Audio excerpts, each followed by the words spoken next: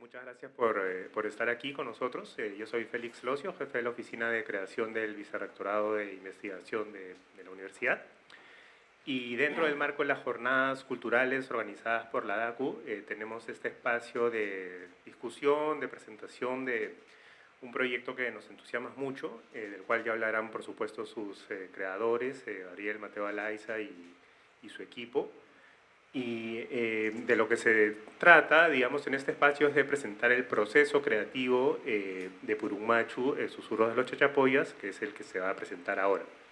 Este es un proyecto del cual ya hablará Mateo Alaiza con mayor detalle, pero yo quería contar que la Universidad Católica, a través del Vicerrectorado de Investigación y de la Oficina de Creación en particular, decidió, digamos, apoyar parte del desarrollo de este videojuego en su objetivo de fomentar esas áreas de creación existentes en universidad o en desarrollo, ¿no? Y una de ellas es precisamente el campo de los videojuegos, y más aún cuando tienen, digamos, como inspiración, tema, digamos, referentes, el patrimonio cultural, ¿no? Y precisamente por eso, uno de esos temas que compone el videojuego es que activamos este espacio, dado que las jornadas culturales de hoy y de mañana organizadas por la universidad tienen que ver precisamente con el tema del patrimonio.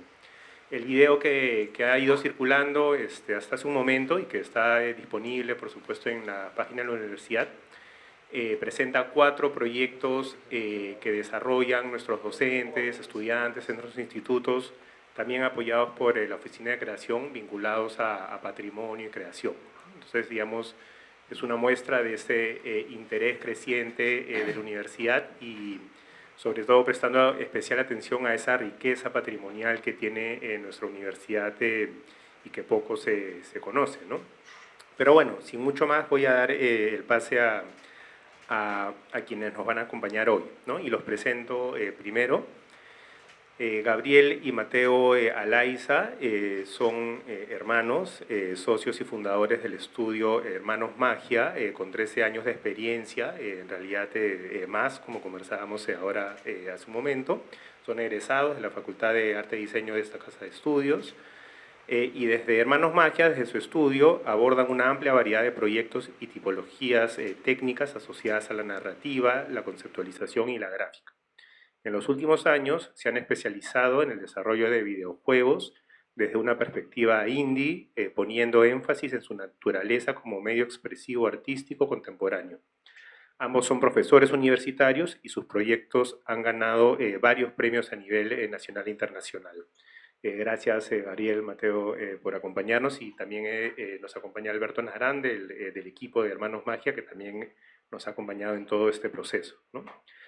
Y también estamos muy agradecidos de contar con Ulla Holmquist. Ulla es arqueóloga de la Pontificia Universidad Católica del Perú, magíster en museología por la Universidad de Nueva York, y es la directora del Museo Larco, que espero todos conozcamos, y si no, vayan lo antes posible, porque es en realidad un museo increíble, ¿no? Muy, muy interesante. Es docente de la especialidad de arqueología y del programa de posgrado en Historia del Arte y Curaduría de esta universidad. Ha sido ministra de Cultura, directora del MUSEN, del Banco Central de Reserva, subdirectora del Museo Nacional de Arqueología, Antropología e Historia del Perú y curadora de arte precolombino del Museo de Arte de Lima. Ha curado numerosas exposiciones tanto nacionales como internacionales sobre arte originario peruano. Ha curado y diseñado los museos de sitio de Huacas, de Moche y de Tucumé.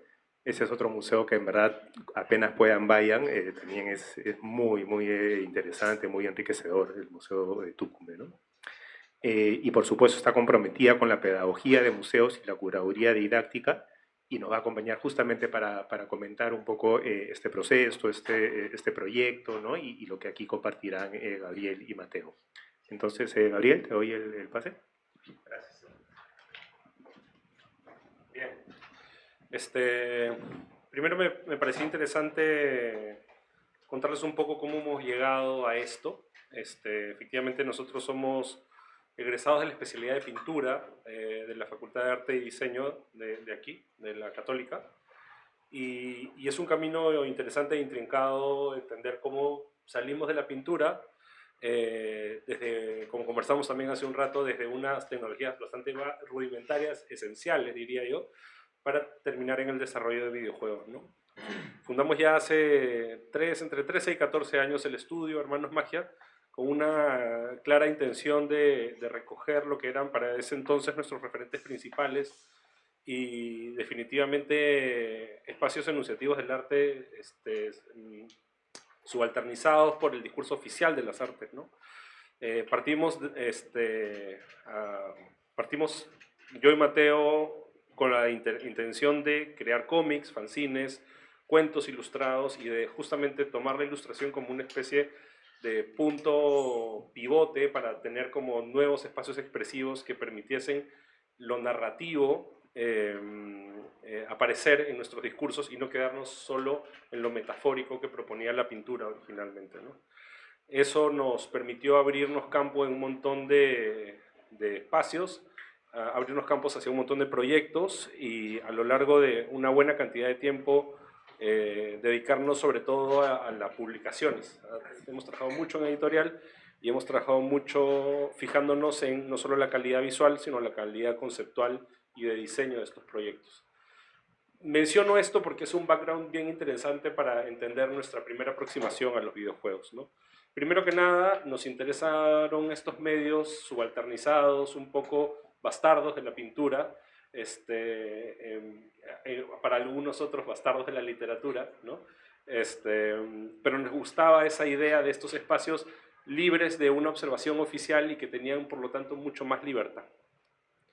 En el camino de ese proceso nos encontramos con todas las dificultades de lo que implica tener un estudio, y también con la desesperación de tener búsquedas de nuevos medios que nos permitiesen tener techos más altos y posibilidades más amplias, enunciativas, y de abarcación proyectual, ¿no?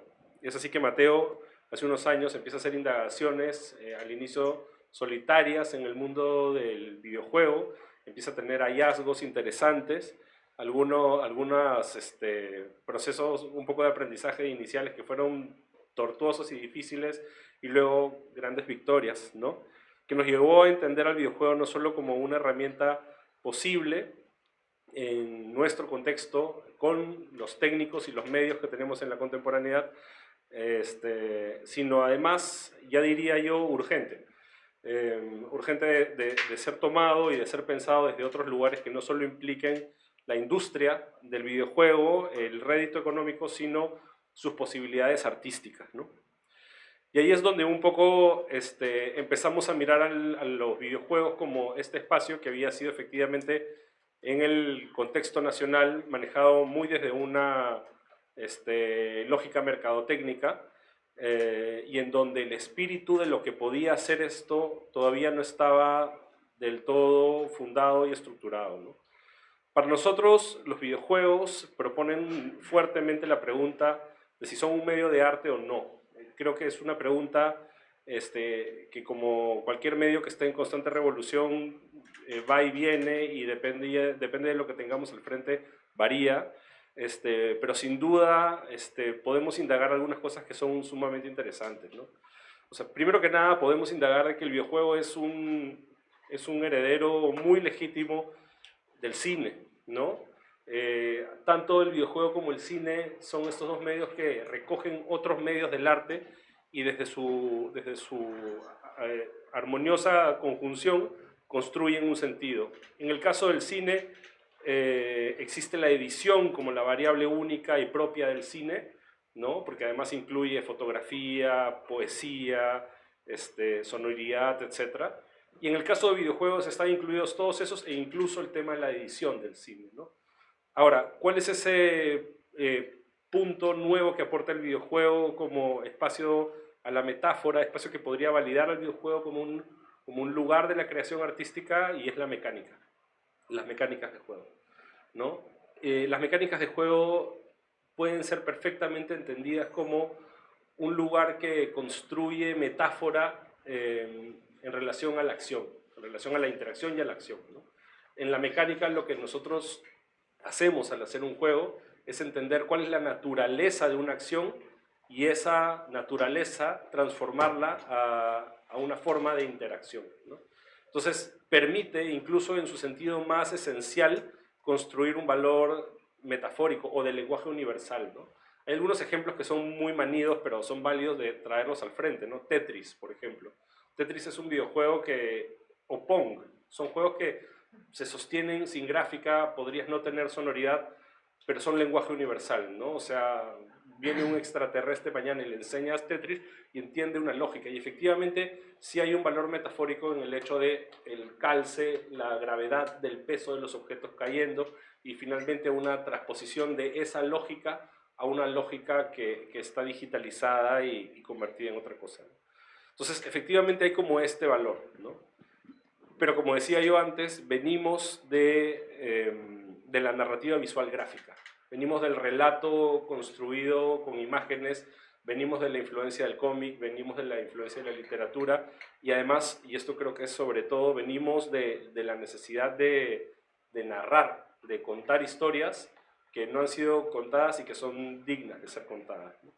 Entonces, eso un poco confabuló lo que fue o es el espíritu de nuestro estudio en torno a los videojuegos, ¿no? Entenderlos como efectivamente una posibilidad enunciativa en las artes, un espacio para nuevas maneras de proponer relato, nuevas maneras de proponer sentido en tanto relato,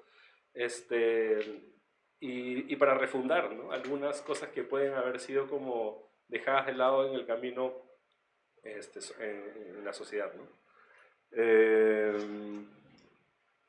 Eso es un poco relacionado a las mecánicas. La otra cosa que también es interesante ahorita con los videojuegos es el estado, el momento que están viviendo, ¿no?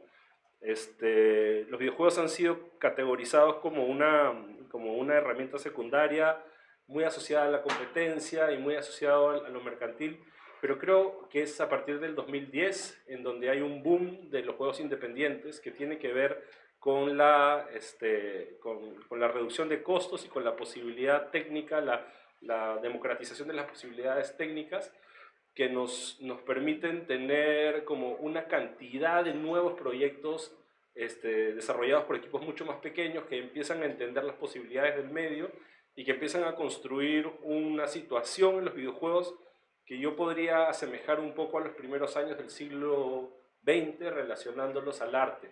Es decir, vanguardias que están constantemente cuestionando si lo que están haciendo son videojuegos u otra cosa y que están constantemente rompiendo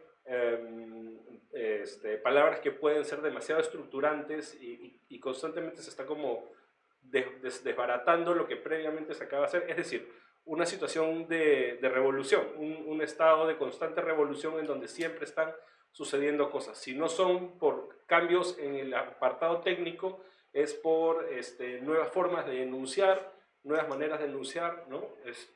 Y está en este proceso de cambio constante. Otra cosa que también es bien interesante con los videojuegos es que tienen una historia muy corta, genuinamente corta, y eso creo que es como un privilegio poder verlo, porque los grandes creadores de videojuegos son personas que rodean los 60 años hoy por hoy y están vivos, ¿no? Kojima está vivo, están todavía todos estos personajes vivos, entonces ese sentido de la oficialidad de esto como un arte sostenido en sus lápidas, en sus muertos, todavía no se termina de dar, pero es interesante pensarlo porque ha sido tan rápido el proceso que no nos damos cuenta que estamos ante una época de que se está destrozando entre nuestras narices y frente a eso se está construyendo un nuevo mundo digital, virtual, en donde parece que tuviésemos una nueva forma expresiva de arte sucediendo, ¿no? Entonces es muy difícil hablar a veces del videojuego como arte sin tener esos grandes referentes, ¿no? A veces se le exige tener ese gran referente, ese personaje icónico que estructura todo para poder construir desde lo que la sombra de su estereotipo define, pero lo cierto es que más o menos empiezan a aparecer esos personajes. La manera de leer los videojuegos, si bien siempre está atravesado por el factor del entretenimiento, cada vez es más complejo y cada vez el entretenimiento no es un fin en sí mismo, sino es una guía para nuevas cosas, ¿no? Y esto es algo que propongo en esta charla, como arranque de la charla, porque como buen bastardo ha sido el videojuego tratado como tal, ¿no? Al videojuego se le ha bastardeado, se le ha tratado como bastardo. Y como buen bastardo tiene también su propia lucha de validación propia, ¿no? Entonces la discusión inicial debe arrancar por ahí, porque efectivamente estamos lidiando contra un tremendo heredero. Es alguien que hereda las intenciones visuales y gráficas de la ilustración, desde la gráfica, ¿no? De la escultura tenemos estupendos escultores en 3D que están participando en estos proyectos. En la música y en la sonoridad tienes orquestas dedicadas a videojuegos. La gráfica, el diseño, desde el UI, o sea, lo cubre todo, el guión y la poesía, etc., ¿no? Entonces hay una lucha de validación ahí, ¿no? Y creo que los espacios más oficiales no terminan de darse cuenta de su importancia, ¿no? Otro tema que también es importante mencionarlo es que, claro, esta revolución no solo es una revolución intelectual o medial, sino además es de industria, ¿no? De pronto estamos hablando de este medio que tiene 50 años, no más, y que de pronto, en términos de industria, moviliza, si uno suma, ¿no?, la industria de la música y la industria del cine, pues el videojuego es 3 veces superior a la suma de ambos juntos, ¿no? Entonces estamos hablando de una industria inmensa, y que como ya es inmensa, también es monstruosa y problemática, y difícil en su lado industrial, más no en su espacio enunciativo y en sus posibilidades creativas, ¿no? Es así que también, y volviendo un poco a lo pequeño y no al análisis del videojuego como problema macro, volviendo al estudio nuestro desde nuestra pequeñez, desde nuestra mirada, desde nuestra propia formación como pintores y desde nuestro deseo de retornar a estos temas urgentes, de enunciar estos temas urgentes desde un medio que tiene finalmente la capacidad de sí multiplicarse y abarcar grandes públicos. Hemos empezado a dirigir al proyecto Hermanos Magia a buscar esas temáticas, abarcar esas temáticas y resolverlas de una forma no solo creativa y sensible, sino de alto compromiso y de alta creatividad, ¿no? Y ese es un poco el reto en el cual estamos, lo cual es un tremendo vacilón y también es un tremendo reto, que nos saca canas y nos endurece en el camino, pero no deja de tener mucho sentido, ¿no? Entonces eso es un poco el contexto, ¿no? Un poco la idea final con la que quería cerrar era esta idea de que en esta locura de vivir como en la necesidad de producir, la idea del divertimento o del juego también tiene una lectura como muy marcada con el prejuicio de lo que implica el no hacer, pero nosotros entendemos lo contrario, ¿no? Y estamos buscando crear experiencias que desde el no hacer generen movilización interna en la gente, apertura a nuevas sensibilidades, memoria sobre cosas importantes olvidadas, ¿no? Y con eso termino, ¿sí?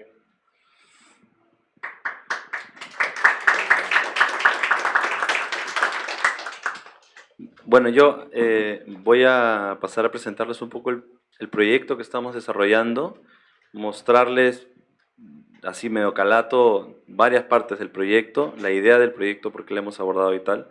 Pero antes me gustaría comentar algunas cosas, algunas ideas claves que creo que van a ser un puente bueno en relación a lo que Gabriel ha planteado y a lo que yo voy a mostrar, ¿no?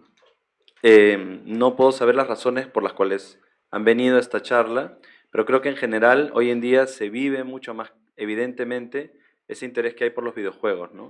Que nace principalmente por una relación de la intimidad que uno ha construido en sus casas jugando ese juego que quizá nadie conoce o que más bien todo el mundo conoce, ¿no? El máximo ejemplo es Mario Bros, ¿no?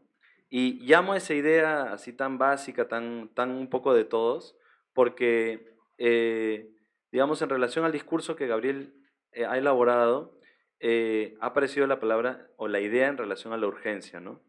creo que mucha gente joven, no solo nosotros, otros que no nos consideramos jóvenes ya, mucha gente joven tiene el deseo de hacer videojuegos, ¿no? Y hay como un orgullo ahí acerca del ejercicio de lo que significa simplemente haber dado un lugar a lo que son las fantasías que uno tiene a su medida, a su lugar, y que simplemente existan en el mundo, ¿no? Y eso genuinamente es fantástico, es fabuloso, es bello, pero la realidad es que el tiempo no alcanza para cumplir todas esas fantasías o para que la fantasía que uno tiene tenga la escala de cómo uno desearía. Recuerdo cuando se abrió la primera escuela de videojuegos aquí en el Perú, Área 51, que prometía hacer juegos tipo WoW, World of Warcraft, por si alguien sabe la escala de ese juego, y acaso si 5 desarrolladores podrían hacer un juego así. Creo que no, ¿verdad? Y entonces ahí es donde aparece un concepto importantísimo que es el tema de la urgencia. ¿Qué cosa con el tiempo que puedo, con quién soy y con lo que soy consciente, no solo con lo que deseo, que es un deseo de infancia o de toda la vida, hago, ¿no? Para nosotros hacer videojuegos y hacer un juego con el enfoque con el que estamos trabajando ahora, tiene que ver con eso. Tiene que ver con que el videojuego hoy en día está dejando de esa posición de bastardo, de que se le consideren jueguitos, a ser una industria, un lugar capital, y por lo tanto también solo se vuelve una vorágine de consumidor, responder a un consumidor, responder a un hipermercado, y queda la pregunta de ¿dónde queda la construcción del videojuego como un medio para la cultura?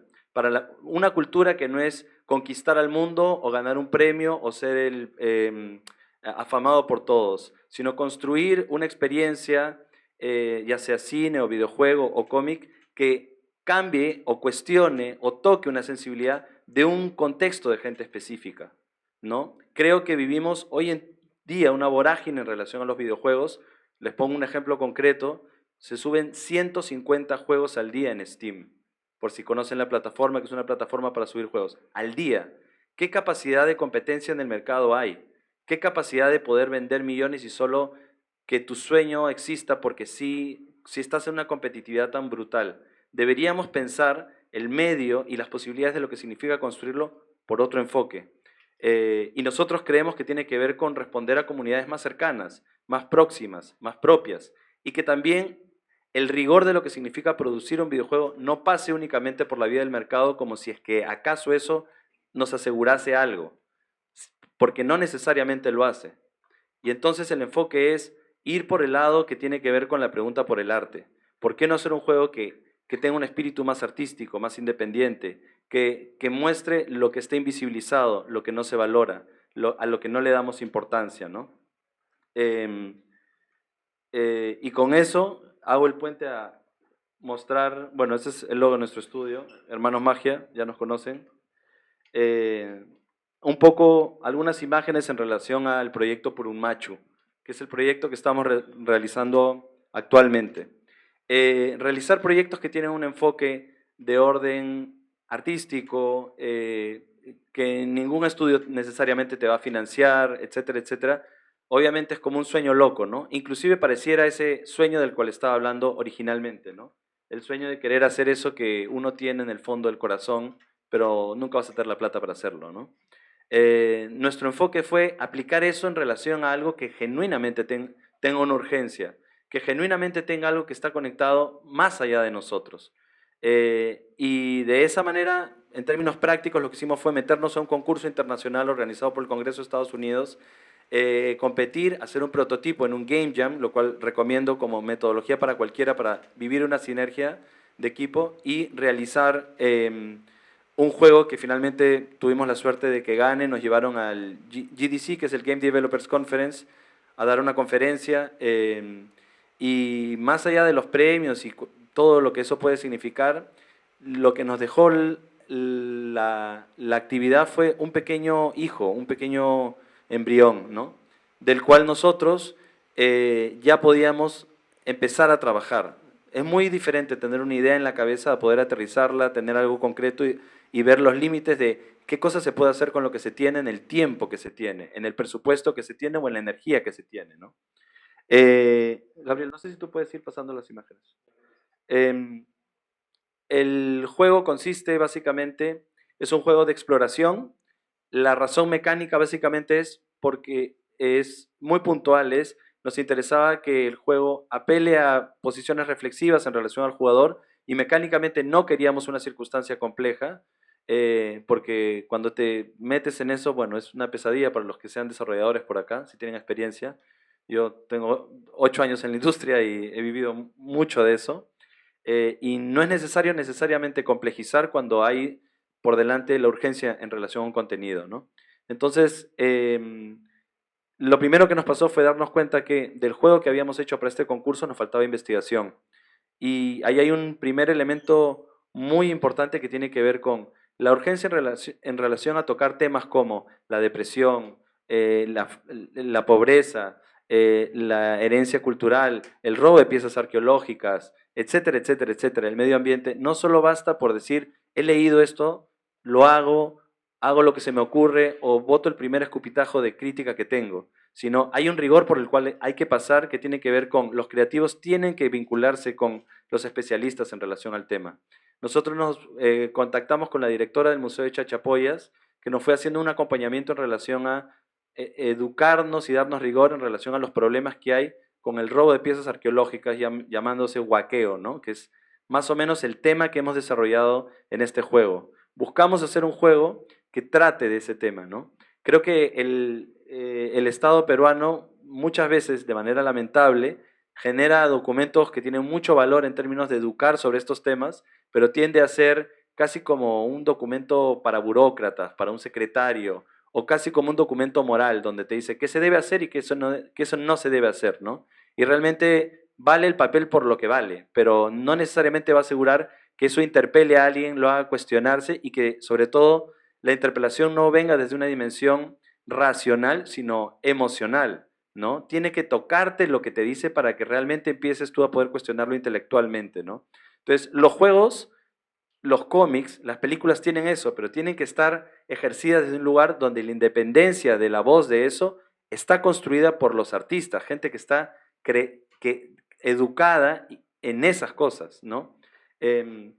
Acá hay una foto del pueblo de Cruzpata, que ha sido una de las referencias que hemos sacado para algunas de las locaciones. Anda avanzando, Gabriel, porque son un montón de imágenes. Acá hay las primeras imágenes del juego, en donde hemos construido la casa de nuestra protagonista, cuya premisa que hemos construido es básicamente una chica que se quiere comprar una moto y sueña con esta moto. Y en el transcurso del juego lo que va a suceder es que va a poner en riesgo va a poner en riesgo su vida metiéndose a la selva a robar piezas arqueológicas, no dándose cuenta que en realidad la pieza arqueológica no solo es un bien que tiene un valor económico, sino un bien histórico, pero no desde la teoría de lo que significaría la historia, porque lamentablemente eso solo lo saben quienes están educados en eso, sino estamos tratando de hacer que el valor simbólico en relación a lo arqueológico signifique en relación a el pasado es la memoria de tu gente, de tus abuelos, de tus primos, de tu tierra, de cómo tú la puedes resimbolizar y no solo sea un lugar árido que esté asociado a una memoria que olvida, que vacía, que no sabe nada, ¿no? Que es aplastada por fuerzas como la capital, el centralismo, etc., ¿no? Hacer un juego con un enfoque así tiene una terminología dentro de la industria que se llama serious games o juegos serios. Y entonces la finalidad no es divertirse propiamente, pese a que eso debe estar implicado en relación a la experiencia. Tiene que ver con otorgar una experiencia que sea inmersiva, que construya una experiencia significativa en términos emocionales. Gabriel, anda pasando las imágenes, ¿no? Estamos viendo algunas escenas donde la protagonista va donde su abuela, hemos generado todo un arco en relación a eso, los pueblos, la abuela tiene, por ejemplo, amnesia y hay todo un contraste en relación a tú estar siendo un joven que simplemente vende la memoria cuando tu abuela ya la ha perdido y no puede hacer nada al respecto, siendo ella una defensora de las piezas arqueológicas de tu región, ¿no? Todo esto sucede en la región de Chachapoyas, donde fuimos a hacer trabajo de campo. Gabriel tuvo unas conversaciones muy interesantes donde, bueno, entre algunas de las anécdotas que cuento por él, en esta conferencia contaba que la cantidad de sarcófagos de Carajía, que son unas piezas enormes arqueológicas que guardan momias dentro de estos sarcófagos cerámicos, habían sido robados más del 80% que había en toda la región, ¿no? Y eso es algo que existe en todo el país, ¿no? Las huacas, que se les llaman espacios como ruinosos, son vestigios en realidad. No es un lugar del olvido, es un lugar de una riqueza alucinante. Pongan un ejemplo de dónde quedan lugares así hechos de barro en toda la región de Latinoamérica. Es una cosa muy significativa que está al abandono, ¿no? Es común encontrar noticias que hablan acerca de cómo, de nuevo, un alcalde en cierta provincia ha generado una pista y ha destrozado una huaca porque quería hacer la pista por ahí y punto, ¿no? Entonces, hay una urgencia enorme en que el sueño de hacer videojuegos no solo sea el sueño egoísta o infantil que cada uno tuvo por el gusto de sentir que sigue participando de algo que le tiene afecto, sino hay que incluir eso en un sentido de responsabilidad. De responsabilidad en la medida en la cual a uno lo interpela, pero también uno se informa y profundiza en relación a temas que tienen que ver con una urgencia más allá del juego en sí mismo, ¿no? En ese sentido, los juegos serios para nosotros han sido esa clave, ¿no? Y son juegos que justamente no intentan encajar directamente en un mercado, sino intentan generar conciencia. Qué valioso es cuando llegamos a una fiesta patronal y no nos cobran la entrada y podemos gozar. Hay un sentido de libertad que nosotros mismos podemos ejercer por el hecho de que lo que se produce por parte de la cultura sea algo que no está mediado por lo económico, sino por otro sentido, un sentido que lo sentimos genuino y por lo tanto le damos una validez que nos significa. Y al tener referentes culturales de significación, podemos creer que también la cultura no es algo que está abandonado, como lo sentimos día a día en nuestro país, sino que por el contrario, podemos actuar por ella, ¿no? Es una idea loca, nuevamente, ¿no? Quizá, pero al mismo tiempo creer simplemente en eso, en nuestro humilde caso, que somos hasta ahora en la industria los únicos que están haciendo eso, ha abierto la posibilidad de que aparezcan estos ejemplos, ¿no? Quizá aún no hacemos el juego ideal que querríamos, quizá nunca lo logremos, pero el simple hecho de que exista eso marca un contrapunto. Hay una idea fundamental que tiene que ver con producir cultura, que tiene que ver con si uno no se vuelve parte activo de ella, nunca va a existir la posibilidad de que ésta se resignifique, exista para otra nueva generación, le pase la posta de un símbolo. ¿Cuántos de ustedes han estado, cuando han transitado esta ciudad, en algún parque con alguna estatua de algún héroe?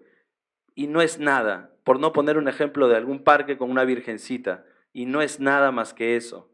¿Por qué? ¿Por qué no sucede eso? ¿Por qué vivimos en una cultura donde las cosas por las cuales actuamos no las empujamos en relación a construir un símbolo que nos actúe?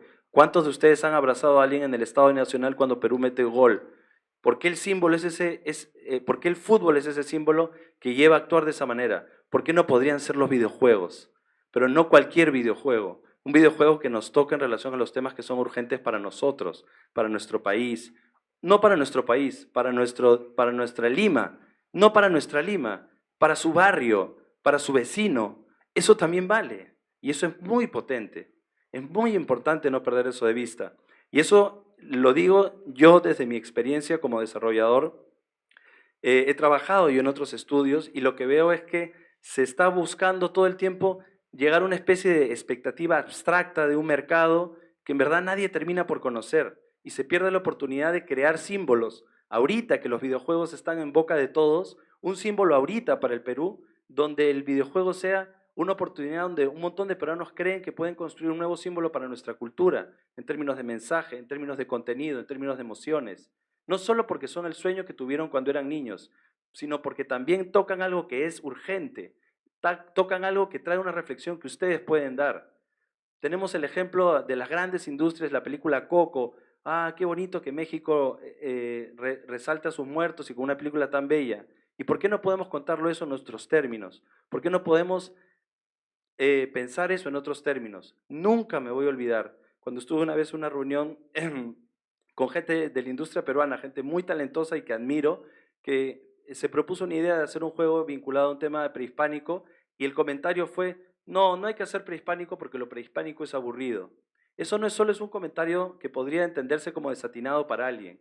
Tiene que ver en realidad con la falencia enorme que hay de no apropiarnos de eso para resignificarlo, para que nos resuene, ¿Por qué hay tanta gente que le gusta toda la cultura del manga? Que a mí también, no tengo nada en contra de eso. De los ninjas, de los samuráis, ¿por qué eso? ¿Acaso es porque solo les gusta la violencia? ¿Cómo es que los japoneses han logrado reapropiarse de un montón de referentes de su propia cultura y la resignifican? Hacer un videojuego como el que estamos haciendo es un intento. Quizá lo jueguen y les parezca horrible. No importa, no importa. Lo que importa es esa pelea. Y esa pelea no la estamos teniendo, no estamos llamando esa conversación en los campos de lo creativo. Gabriel hablaba de lo que significaba tener un estudio y yo quería también decir una cosa con eso que es muy importante. Hacer un estudio que tiene que ver, un estudio de videojuegos, de diseño gráfico, de lo que quieran que les guste, no solo es hacer una empresa para ganar plata y eso que supuestamente te gusta, es una oportunidad política para tomar una posición. Me acuerdo cuando fueron las marchas, Gabriel hacía unos afiches extraordinarios acerca de un montón de personajes políticos que pueden gustarles o no, no importa. Em, y alguna vez recibí un comentario donde me decían, vas a perder clientes. Seguramente los perdimos, pero ganamos otros también. Y ese es el tipo de tema que no se conversa cuando se está hablando de equipos organizados que responden a medios que tienen que ver con la economía o con ciertos mercados, porque finalmente dependemos también de eso en alguna medida, pero no quita eso que no tenga que haber una posición y una responsabilidad política al respecto. Hacer un juego sobre la herencia cultural para nosotros, se los digo así en cristiano, era hacer un juego que no pase por la vía de lo que haría el Ministerio de Cultura. Algún Ministerio de Cultura que lo ha hecho de manera anquilosada, porque el Ministerio de Cultura debería ser la punta de lanza que motiva eso, y felizmente ahora lo está haciendo, ¿no? Pero hay que tomar el poder por las propias manos, y si no hay el presupuesto a hacer un videojuego, pues hacemos un cómic. Así fue como empezamos nosotros. ¿Por qué ustedes no? No hay nada que nos diferencie, solo los años de haber apostado por esta óptica loca, si así lo quieren llamar, ¿no? En un país como este. Un poco en las imágenes tenemos la selva, la ciudad. Si quieres tú hablar un poquito, Gabriel. A ver, puedo hablar un poco de la parte de la dirección de arte que la hago yo. Yo soy el director de arte, también soy ilustrador del proyecto. Y un poco retomando lo que venía diciendo antes, el ejercicio ha pasado por tratar de, por un lado, construir metáfora de las diferentes situaciones, haciendo momentos visuales distintos. Tenemos momentos muy caseros, muy como en vista isométrica, como estos, que buscan reflejar contextos mucho más concretos, con mucho más detalle, más específicos, y que han sido productos de visitas a casas específicas en la región de Chachapoyas, de diálogos específicos sobre lo que era relevante o no poner. Tenemos otros espacios que lo que buscan es como representar los espacios generales desde otra vista para empezar a jugar con los que nos hereda el cine, que son los encuadres, todavía con las limitaciones técnicas que propone el propio videojuego en relación a ese aspecto. Y luego tenemos como otras vistas de la selva que tienen como bueno, las ciudades que han sido también en referencia a la ciudad de Chachapoyas, en referencia al caserío de Cruzpata, en donde ha habido un ejercicio de levantamiento de información bien acuciosa de cada una de las ciudades, se ha respetado lo que para la ciudad es virtud, para lo que la ciudad es dificultad visualmente, y luego un ejercicio sobre la selva que ha tenido que ver más con una aproximación onírica, un poco más fantasiosa, por la naturaleza de los eventos que suceden acá, ¿no? Pero en todo caso, la intención es la de eh, proponer metafóricamente sobre lo que la realidad nos aportaba, imágenes que pudiesen como englobar lo que va a suceder en cada uno de estos espacios, ¿no? La idea ha sido tener una aproximación sensible a la necesidad de la mecánica en cada uno de los momentos, sin pasar por encima de la propia localidad o del propio espacio o la gente, ¿no? Se ha trabajado desde un poco una fantasía en torno a Chachapoyas y no desde la idea de hacer una mímesis directa con la propia región, respetando nuestro rol de foráneos, ¿no? Nosotros somos finalmente gente de Lima que está teniendo el atrevimiento de aproximarse y hablar de este lugar, entonces hemos optado no por la mímesis, sino por la referencia, y creo que eso también es como bien importante, ¿no? Con respecto a este ejercicio sobre lo visual, creo que hay una cosa que viene también de este discurso de Mateo, que es que finalmente lo combativo en este tipo de espacios no es a sangre y puño, sino es desde espacios más sensibles, desde aproximaciones más sensibles, es desde lo suave, no desde lo duro, que se puede combatir en este medio, y creo que eso es como bien, bien importante, ¿no? Vale, la otra cosa que aquí no está presente, y es un poco, no lo hemos puesto porque... ¿Sí lo has puesto? Hay toda una parte que hemos como decidido poner, acá hay como muchas de las piezas en 3D, acá hay un poco del UI, ilustraciones de la parte narrativa del proyecto, que hay conversaciones como muy interpeladoras, muy importantes. Todavía está en proceso, ¿no? Sí, todo está en Sí, proceso. todo está en work in progress. Pero deja ver un poco la calidad de lo que se viene trabajando en la parte narrativa y visual. Luego ha habido todo un ejercicio, una tarea de mirar las plantas endémicas de la región, ilustrarlas e incorporarlas en un herbario que va a estar presente en el juego, sus usos y también sus virtudes visuales, nada más. Y luego hay una bitácora que también se está trabajando dentro del proyecto, que es una especie de lugar de sentido para la protagonista, ¿no? La protagonista tiene, como dice bien Mateo, esta situación de tira y afloje entre su deseo de comprarse una moto y la barrera moral que implica al atreverse al robo, pese a una sensibilidad sobre plantas y estos elementos en su contexto, ¿no? Y se ha trabajado esta bitácora un poco para reflejar esa personalidad, ¿no? Paralelo a eso, se está trabajando una serie de niveles que son los sueños de esta protagonista y que son sueños en torno a todo este imaginario que estamos describiendo, ¿no? Y creo que es como una oportunidad enunciativa súper interesante, ¿no? Por ejemplo, este es una vista de corte de un nivel que está metido literalmente dentro de la cabeza de este Purumachu, ¿no? Aquí pueden ver, ¿no?, cómo se da el level nivel, design, ¿no? el level design y cómo hay la textura, cómo se ve por dentro ya a un cierto nivel de implementación sin efectos. Las fotos no se ven Y es un mucho. híbrido de lenguajes también entre 3D y 2D, porque nos interesa el componente discursivo que eso significa, ¿no? También. Estamos tratando de no solo apostar porque sea un estilo y ya, sino que los estilos tengan una capacidad de mensaje y contenido, ¿no? Bien, la cosa es que hay todo un trabajo como muy, muy importante en relación a hacer del sueño un espacio que abarque esta exploración enunciativa que estamos proponiendo, que es un poco más compleja que simplemente la de contar esta historia de tira y afloje con el guaqueo, ¿no? Y eso es un poco lo que venimos trabajando, ¿no? Yo quisiera cerrar diciendo dos cosas.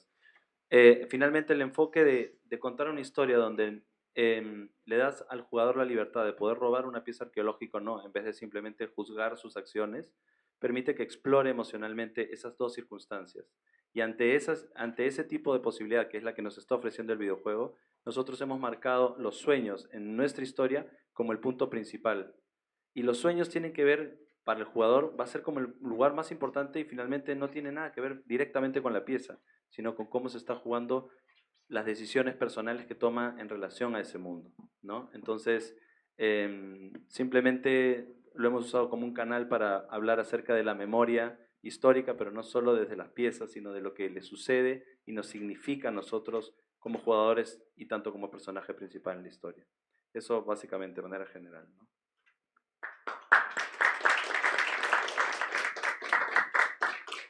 Bueno, muchas gracias Gabriel, Mateo, de verdad muy inspirador, ¿no? Hay varios temas que creo animan a la conversación, a la reflexión. A mí me interesa muchísimo, por ejemplo, digamos, la importancia de la investigación en cualquier proyecto creativo, ¿no? A veces se disocia la creación con la investigación, pero estos proyectos tienen en la investigación una inspiración y un recurso absolutamente necesario, ¿no?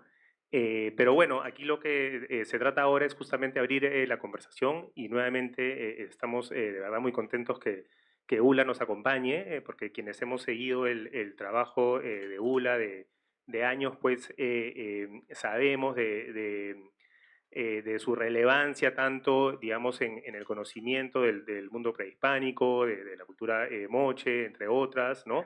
pero también en tu rol, Lula, como gestora, digamos, promotora de hacer accesible toda esta riqueza nuestra, ¿no? A públicos diversos, sea a través de la academia, del museo, ¿no?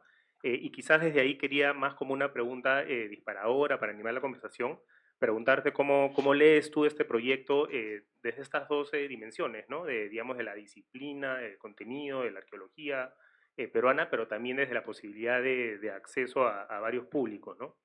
Bueno, eso. Bueno, primero agradecer la invitación y realmente yo soy una convencida de que esta es la razón de ser de seguir haciendo arqueología en el país, entre otras cosas. Yo siempre he sido una persona bastante crítica a la propia disciplina, en el sentido de que no hemos logrado, creo, ¿no?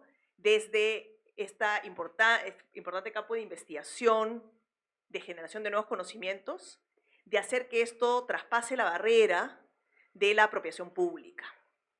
Y como ustedes bien lo han dicho, tanto Mateo como Gabriel han enfatizado el hecho de que esta proyección en el ámbito de la creación en un espacio, digamos, del juego, de los videojuegos, es además, en la actualidad, un espacio de infinita proyección, ¿no? O sea, creo que en ese sentido estamos hablando además de un espacio en donde hay una amplísima democratización del acceso a este tipo de referentes. Más allá, obviamente, una serie de otros juegos que uno puede ser crítico, oye, no quiero que estén disparando la pistolita, lo que quieras, pero sí sabemos que atañe a espacios de ocio, ¿no? Y de poder encontrar un cierto espacio de satisfacción personal en este juego, ¿no? Que en algunos casos incluso tiene la posibilidad de ser jugado colectivamente también, etcétera, ¿no? Entonces, en ese sentido, estaríamos hablando de la posibilidad de entrar con una serie de referentes a un ámbito absolutamente masivo.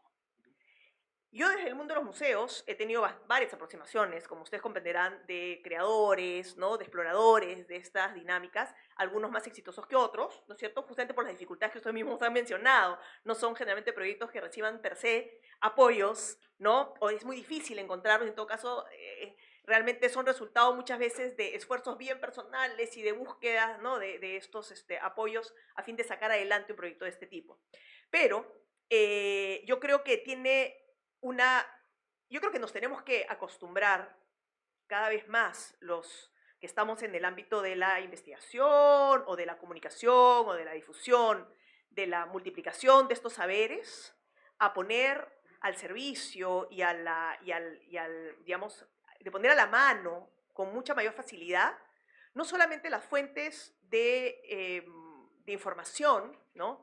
Sino hacer el esfuerzo de trabajar, no digo tomándonos licencias, pero sí sabiendo de que el objetivo no es crear otros usuarios o otros investigadores de las disciplinas arqueológicas o históricas, sino justamente que con lo que vamos a dialogar es con otras habilidades, otros saberes y otros creadores que justamente desde las industrias culturales, ¿no? Van a poder imaginar, reimaginar, reinterpretar algo a lo que todos tenemos derecho de reinterpretar, precisamente. Yo creo que una de las grandes barreras es este tema de estar constantemente refiriéndonos, sí, pero tú estás usando ese dibujito que en realidad lo has mezclado con este que es 250 años después. Y es como, sí, amigo, pero voy a mezclar esta iconografía de esta cultura porque en realidad aquí el tema de la rigurosidad histórica está en la base de que yo la puedo manejar como un creador, digamos, pero no lo puedo comunicar de esa manera al usuario final. O sea, no ese es el objetivo es por lo menos tenerlo enfrente, por lo menos volverlo a mirar, poderlo mirar. Yo acabo de venir a una exposición, por primera vez en la vida, el arte moche ha estado en diálogo con el arte griego y el arte maya, en la Getty Villa en Los Ángeles. Nadie conoce a los moches, nadie. La gente que ha ido a la exposición conoce, porque conocen a los griegos, obviamente, conocen las piezas en donde están, o en todo caso tienen un referente sobre la iconografía de, no sé, pues, de la guerra de Troya, ¿no es cierto? O el arte maya, que, bueno, estando en Estados Unidos, obviamente es un referente un poco más cercano, ¿no? La gente se alucinó con conocer que había algo más de los incas en el ámbito peruano, ¿no? Y obviamente darse cuenta de que había este arte narrativo creado en una sociedad miles de kilómetros más al sur y que no tenían idea que tenía que ver con el lugar que ellos siempre habían tenido en su cabeza como el lugar donde Machu Picchu y nada más, ¿no es cierto? Ya, eso en un ámbito un poco extranjero, ¿no? Pero a nivel peruano, ¿qué está pasando? O sea, todos sabemos que hay esta cultura, hay esta otra cultura, cultura chimú, cultura chachapoy, etcétera, pero como ustedes comentaban hace un rato en el almuerzo, ¿cuál es el esfuerzo que estamos haciendo desde la academia, desde las disciplinas de investigación, para poder multiplicar saberes en otros, digamos, para el uso público y para el uso de otros especialistas y creadores, ¿no? La dificultad de acceder a información un poco más interpretada, curada. A mí me gusta usar la palabra curada, ¿no es cierto? Porque es finalmente lo que terminamos haciendo en los museos, que en los museos lo que terminamos haciendo es intermediando un poco entre esta información disciplinaria, un poco más dura, ¿no? Y el uso público, ¿no? Ahí lo que hace el público no, va a jugar un videojuego pasando vitrinita por vitrinita, de alguna manera, que es un poco lo que hacemos en los programas públicos. No, literalmente, los recorridos mediados son un poco eso, son un viaje de descubrimiento, vitrina por vitrina, pero es presencial, ¿no es cierto? O sea, ahí lo están haciendo y la gente agradece enormemente tener la posibilidad de ese descubrimiento guiado, acompañado por alguien eventualmente, que hoy en día perfectamente podría ya estar en la mano de tu celular, ¿no es cierto? Haciéndolo mientras tú vas recorriendo el museo y bueno, y si quieres continuar la experiencia y la saga, en tu casa lo puedes continuar, ¿no es cierto? Ya, ese esfuerzo curatorial, digamos, ¿no? Eso es algo que tenemos que convencernos en la academia que tenemos que hacer. ¿Por qué? Porque si no, estamos como monopolizando la información. O sea, y estamos impidiendo esta apropiación pública en pos de ¿qué? En pos de tener la respuesta final, de saberlo todo sobre una civilización. No, ¿no es cierto? Yo realmente admiro mucho a las generaciones jóvenes. Aquí hay un par de exalumnas he tenido la suerte de siempre estar en vínculo con los estudiantes de diversas generaciones de arqueología y yo conozco de el interés que hay en las nuevas generaciones de que se les permita, por ejemplo, explorar desde su propia carrera este tipo de proyectos, por ejemplo. O sea, ¿cuándo vamos a llegar al punto en que en un proyecto de bachillerato de arqueología pueda hacerse un proyecto conjunto con la creación? ¿Por qué no? ¿Cuándo vamos a llegar a que no sea necesariamente un análisis de data arqueológica, sino que ya en su procesamiento pueda terminar siendo un proyecto expositivo museográfico? O sea, tenemos que llegar a ese nivel, porque no todos tampoco los arqueólogos y arqueólogas de este país, o historiadores o historiadoras, van a terminar necesariamente enfrascándose en el ámbito de la investigación disciplinaria. Es una ruta absolutamente importante y válida, pero el ámbito del trabajo cultural en este país está en un 10%. Y eso, no sé, o sea, creo que estoy siendo muy amplia para todo lo que aún se puede crear, ¿no es cierto? Y viendo un poco la temática del juego, me parece bien interesante lo que tú has mencionado, Mateo, del hecho de que lo que quieren trabajar es ese vínculo afectivo, ¿no es cierto? O sea, el hecho de que la gente más allá, me parece interesantísimo que el tema del robo de la pieza no ha sido enfocado desde un punto de vista moralista, porque todos sabemos que todos en nuestras casas, o en la casa del abuelo, o en la casa del tío, o lo que sea, todo hay una pieza arqueológica, pues porque donde tú hagas un hueco en este país, vas a tener algo. Por ahí todos, ¿no es cierto? Todos han tenido por ahí, todos. Porque eso es así en este país. Y si no comenzamos a hablar así, y transparentarnos, y ser honestos con que el vínculo que tenemos con lo patrimonial no es el vínculo legal y burocrático. Es un vínculo diferente, es un vínculo en donde y tengo que decirlo, la propia disciplina y la propia manera en que aprendemos lo arqueológico, diciéndonos lo precolombino, ya nos ha puesto un límite temporal. Nos lo has cortado y has dicho, esto es antes de algo.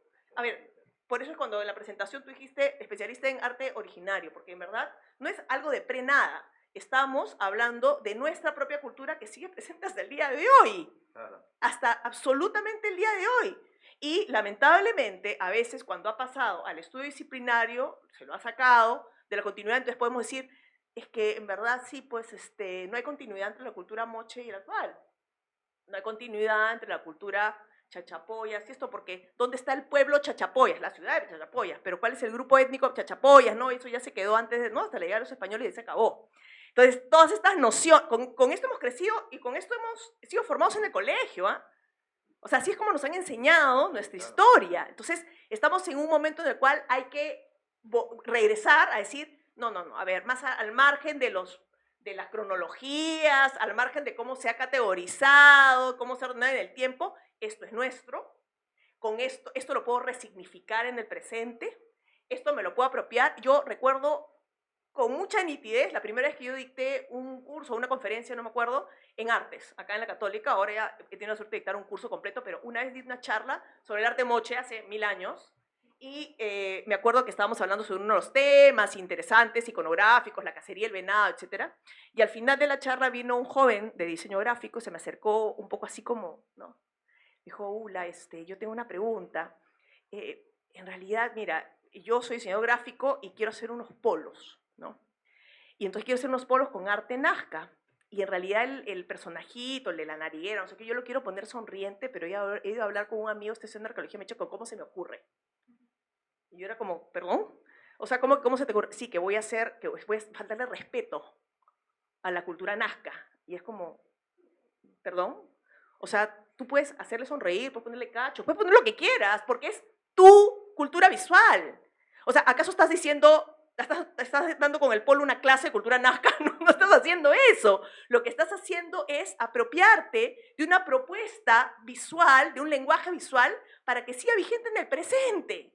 ¿No es cierto? Entonces, ahí hay una serie de taras, ¿no? De limitaciones con las que hemos crecido por esta relación poco afectiva que tenemos con nuestro patrimonio. O sea, creemos que tenemos que pasar por la aprobación de una disciplina. Claro. De que nos diga, tú sí puedes hacer esto, tú. Y la discusión que hemos tenido hace un momento también en la mesa es que lamentablemente sigue siendo todo el patrimonio arqueológico una suerte de espacio de conflicto o lucha de poder disciplinario, porque quienes más interpretan muchas veces información gráfica vienen de la historia del arte. Por ejemplo, en nuestro país no necesariamente hay un desarrollo de arte histórico precolombino o prehispánico o originario, más bien hay una suerte de muchos estudios desde el área arqueológica, y es necesario que todo esto confluya también en el diálogo con los creadores artísticos, quienes van a entender muchas veces, muchísimo más que cualquiera de esas otras dos disciplinas que he mencionado, las características de los lenguajes visuales de nuestro pasado, digamos, originario, ¿no? Entonces,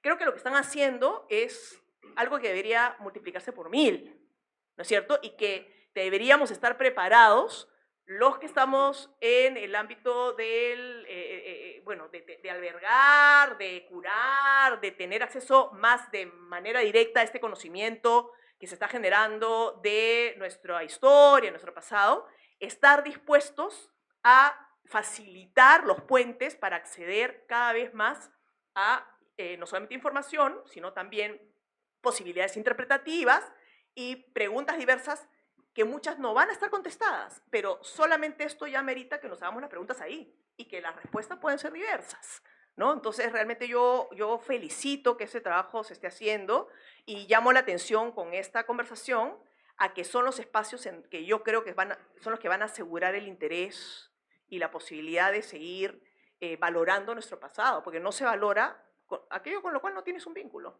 Así es simple, o sea, por más que haya, como tú dices, el póster que ya tienes que proteger patrimonio cultural, ¿por qué lo vas a proteger si no me dice nada a mí, si no tiene nada que ver conmigo? ¿No? Desde que tiene que ver algo contigo, desde que atañe a un afecto, a una emoción, a una memoria viva, es desde el momento en el que voy a querer cuidarlo, pues porque sí es mío, ¿no? Realmente.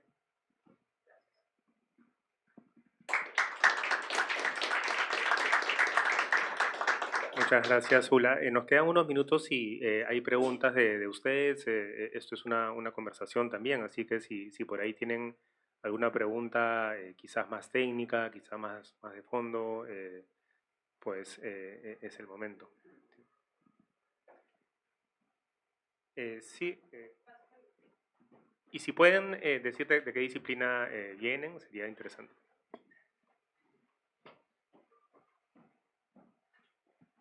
Hola, ¿qué tal? Buenas tardes. Yo estudio Ingeniería Informática, todavía en Generales Ciencias. Me pareció interesante el videojuego, lo felicito, como también su trabajo que lleva haciendo en el Museo del Arco. Me llegó a recordar la trama a un cuento que leí en verano acerca de La Corona Moche, que es un cuento de Negri, que si bien es cierto, me llega la pregunta de si es que ustedes llegaron a cuestionarse de poder, como mencionó Ula, eh, a- el mensaje, si es en el sector gamer, se puede decir, acá Lima como departamento es una gran región porque, bueno, es centralizado, ¿no? Y llega mucha tecnología, incluso el siguiente año es capital del Mundial de eSport. Entonces, si es que han llegado a pensar en poder que el público limeño pueda apropiarse de lo nuestro, porque finalmente todos tenemos en nuestros ancestros personas de la selva, personas de los Andes, personas de las costas. Entonces, veo que mucho de la gráfica está inspirado y está bien, ¿no? Porque creo, ustedes han hecho el estudio de campo y creo que mientras uno va conociendo más, se apega a todas las historias de todas estas personas que han entrevistado para hacer el videojuego y la trama, ¿no? Pero también la gente limeña, gran sector, sus padres, abuelos son de esas zonas, ¿no? Y justamente en este cuento, que es para niños, pero me llegó acerca de la cultura moche, conocer sobre todo la iconografía de la ceremonia del sacrificio, a conocer muchos de los dioses que en los colegios no comentan, que yo solo pensaba que estaba Ayapec, pero en realidad hay muchos más dioses y que es algo nuestro, es algo propio, pese a que yo no tengo familiares del norte, ¿no? Entonces, era esa mi pregunta, y en todo caso, si es que se han formulado de por qué no atacar el público limeño, porque entiendo el mensaje el sentir de hacer un videojuego que ya no sea algo popular, sino que tenga un mensaje, pero ¿por qué no poderlo hacerlo? Y si es que lo han hecho, ¿cuál ha sido el gran reto del usuario gamer, ¿no? Acá limeño? Porque sé que el gran público busca algo como WoW, ¿no? Como LOL, algo instantáneo, pero se puede lograr ese sentir. Hace poco sacaron un personaje en Tencent, creo, en un videojuego que era inspirado en una chica en la cultura peruana y en redes sociales se explotó. Así, y si se logró algo tan pequeño, si solo fue un personaje, y explotó en toda la comunidad, pues me imagino que también algo que nos puede unir, y así como un cuento que era para niños y yo lo leí este año, teniendo 21 años, me volvió luego toda la cabeza conocer algo más de los moche. Creo que ustedes son capaces, ¿no? Y veo que para mí es un referente, ¿no? A ver, yo te respondo. Bueno, has mencionado un montón de cosas que han sido muy, muy interesantes, sabrosas, pero creo que esencialmente lo que estoy entendiendo de tu pregunta es, ¿por qué no enfocarse en algo que tiene que ver con la tradición desde Lima, desde las culturas de Lima, puntualmente, y no ir a otros lugares? Entonces, te respondo eso de manera puntual. Bueno, lo primero es los proyectos de ese estilo en general, para poder abordarlos, encontrar financiamiento, hacer la parte más fría, dura, si quieres, ha pasado por una vía de entrar a concursos, ganar los concursos o no ganar los concursos, pero el concurso genera una sinergia de equipo que permite generar un juego muy rápidamente. Que hacer juegos rápidos, como bien sabrás que eres programador, no es una broma, ¿no? Eso desde un punto de vista muy práctico. Y en el contexto de que era un concurso internacional que trataba el tema de herencia cultural, de todos los huacos que tenemos en el país, de las diferentes culturas, a nosotros nos interesó no algo que sea solamente llamativo o informativo a una narrativa específica de un folclore que todas son súper interesantes y nos quedan las ganas de seguir explorándolas. Pero en el caso de los chachapoyas lo elegimos, de hecho cuando estábamos tomando la decisión pasamos por diferentes culturas, lo dijimos desde una estrategia que tenía que ver con el mensaje. Para nosotros no se queda solamente en conocer más de la cultura por conocerla, porque se puede perder ahí el hecho de que la valores, sino qué cosa tienes para decir que vale la pena al respecto y qué herramientas crees, porque siempre uno se puede equivocar, que podrían funcionar en relación a poner de manera más estrecha y junta los significados, los sentidos de eso que quieres comunicar. En el caso de esta historia, es una chica que quiere comprarse una moto, se mete a la selva a robar y encuentra un huaco, pero resulta que el huaco es una tumba en realidad. Entonces lo que nos gustaba en relación a los purumachus o los sarcófagos de Carajía de la cultura chachapoyas es que es un huaco, pero que tiene un muerto adentro. Y eso ya no solo es una cosa circunstancial de la cultura, que ahora la aprendemos y la sabemos, sino que te está también desde el sentido de la metáfora, de un sentido interpretativo, por eso Gabriel hacía mención de eso, te permite pensar cómo el huaco no solo es un objeto. Para la persona más fría emocional que puede decir, ah, es un objeto que vale plata, a mí nunca me gustaron, a ese jugador cuando encuentre el objeto, para nosotros era decirle, hey, estás encontrando eso que es el objeto que tú podrías no considerar, pero adentro hay un muerto. Pero el muerto no solo es un muerto como un cuerpo inerte que ya no está, es el hecho de que huaco y persona están amarrados como una sola cosa. Y eso ayuda a pensar los conceptos que desarrollamos en el juego que tienen que ver con cómo la memoria, la manera de entender la memoria, no solo es un ejercicio de retener el pasado, sino en realidad es un ejercicio donde se rescata el pasado para reelaborar el presente constantemente. La memoria no solo, cuando se habla de la palabra memoria, parece ser alusión de un tiempo muy lejano, pero en realidad nos valemos de ella en dimensiones de tiempo que son inmediatísimas también. Y eso llama a construir justamente la idea de lo que estaba mencionando, que tenía que ver con, estábamos mencionando, perdón, todos, que tiene que ver con construir símbolos, ¿no? Entonces nos pareció que era para las condiciones del concurso, etcétera, etcétera, etcétera, como un símbolo muy privilegiado. Posiblemente si hubiéramos tenido la extraordinaria ayuda de Ulla Ormqvist, nos hubiera dicho, te recomiendo que hagas esto en la cultura tal, y hubiera sido quizá más efectivo, pero digamos, dentro de nuestros recursos. Y ahí la investigación entró a tallar de una manera central, porque no fue lo primero que nos parecía bonito o interesante, como suele suceder cuando ven las noticias sobre se hizo un nuevo juego peruano sobre los incas. Muchas veces se trata el tema de los incas solo como un revestimiento para asumir que hay un valor agregado porque es peruano.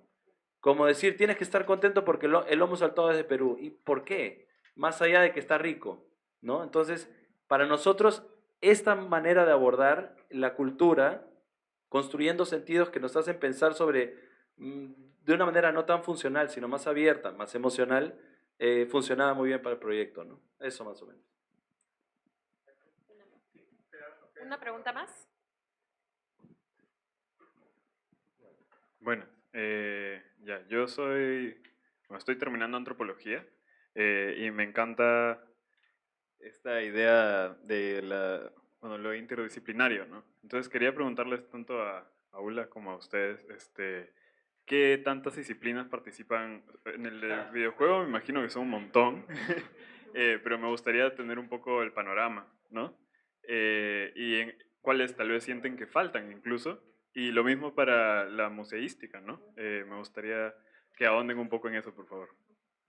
Bien, un poco parecido al cine y retomando esta idea de que nacemos de ahí, ¿no? Como medio.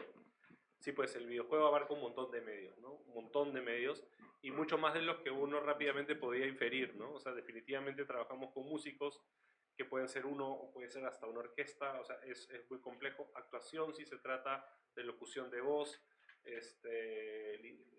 poesía, guión para la parte de textual, que puede venir de diferentes específicas especialidades, porque no hay formación de guionista específicamente, hay guionistas que vienen de la academia, hay guionistas que vienen del humor, hay guionistas que vienen del periodismo, etcétera, hay guionistas que vienen de haberse encerrado noche tras noche en su casa y no vienen de ningún lado más que de esos encierros, ¿no?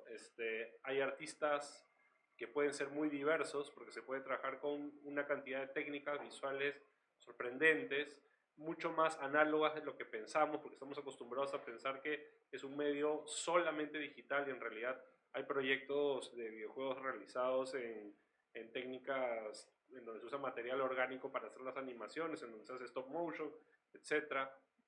Hay especialistas abogados en toda la parte de patrimonio, en toda la parte de cómo elaborar realmente lo estructural del proyecto. Hay administradores, hay artistas 3D, hay game designers, que es un rol también bastante curioso porque tampoco hay una formación en game design. Te pueden dar las tipologías del game design, pero lograr la metáfora de cómo quieres hacer que una acción que vivimos en la realidad pueda pasar al juego y que sea divertido y que funcione, ese tránsito lo tienen algunos tipos de mentes que son particulares, ¿no?